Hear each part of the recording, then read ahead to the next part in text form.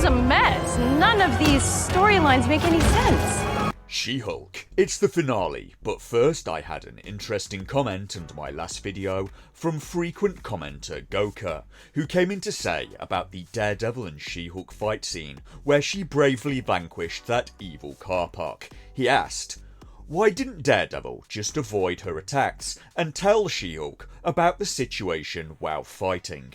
And that's a very good question, Goka, so let's break down the fight scene.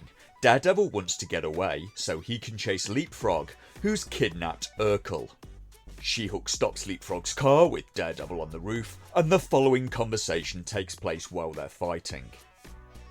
You need to back off. And waste this outfit? Eugene, get out of here. You're making a mistake. You made the mistake when you decided to mess with my client. Now I'm gonna whoop your ass. She-Hulk then smashes the car park. My ass remains unwhooped. And yes, why did he do that? All Daredevil maybe had to say at the start of the fight was, not you need to back off, but instead, Leapfrog is the bad guy. He kidnapped Urkel. Well, maybe he shouldn't say that. He should use maybe instead the name of whatever that character's called. Luke. His name is Luke the Tailor, and I had to look that up on IMDb. Instead, they had Daredevil taunt her and start a fight for no real reason. Daredevil had to act completely out of character just to make that fight happen. Now we get on to the season finale proper. So how was it? Man, what you think? How was it?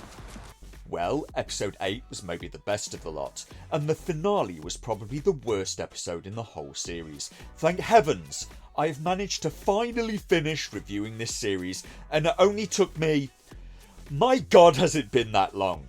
I released my review of episode 1 of She-Hulk Attorney at Law on August 26th of last year, so I managed to get through this series and polish it off, and it only took me just over 4.5 months.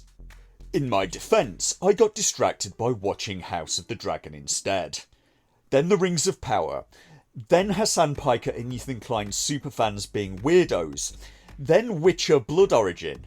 Then I got distracted by not wanting to watch She-Hulk. So finally I am finishing the She-Hulk arc because I can't imagine there are any more coming. I wouldn't rule it out, but I suspect She-Hulk will get a season 2, right after Disney finish Rian Johnson's Star Wars trilogy. So is the last episode any good? And no, it's garbage, whatever Simon Pegg had to say. And what has Hollywood been dosing Simon Pegg with? Likening this episode to Blazing Saddles. Simon Pegg, you used to be one of the good guys. You were in Black Books and Shaun of the Dead.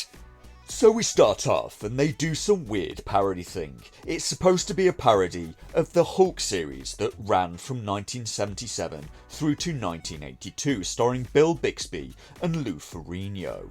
Despite that series being pretty cheesy, I went back and watched some of it and I still prefer it to She-Hulk. It at least had a certain innocence to it, and I missed that style of intro that the show had, where it would give you a plot synopsis at the start, so people could come in at any episode and still join in on the show.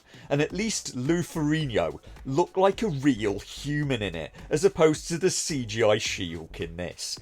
Well, he kind of looked like a real human. As much like a real human as Lou Ferrigno could look. At this point in his life, he was maybe 70% by weight steroids, but hey, maybe he just had unbelievable genetics. And I think this intro is part dream sequence, part series recap. Maybe. I don't even know. But Jen is in a cell after getting arrested last episode for smashing up that theatre. And is that what she got arrested for? Because I don't even know that either. The guys with guns got there very fast. Jen started smashing up the place and they were there in what, a minute? Who gets police response time like that? Was the police station next door? She could be getting arrested for destroying that car park or going through the roof of that building and squashing those guys. I have no idea. Because she doesn't have a secret identity in this show. When She-Hulk smashes a car park, the cops can turn up at Jen's door. And how is it okay that Jen's phone was filled with pictures of Captain America's bottom? Because if the genders were reversed, this would be getting called objectification. And if it's objectification when men do it, it's objectification when women do it too.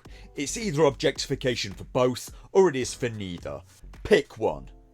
And that's without even getting on to what they did to Daredevil. They essentially rewrote his character so Jen could go to bed with him. And it gets far worse in this episode, because here the consent is extremely dubious. Again, and this is reminding me of the Wonder Woman 1984 thing again.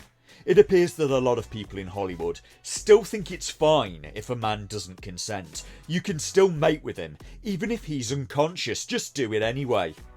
But they would not try to portray this as okay if it was directed towards a female character, even if apparently there were quite a few people in Hollywood that were fine if a woman didn't consent to, or if a child Corey Feldman didn't consent, as if he could. The clue to that is in the child part. Could you make me a cup of tea, please, Stephanie?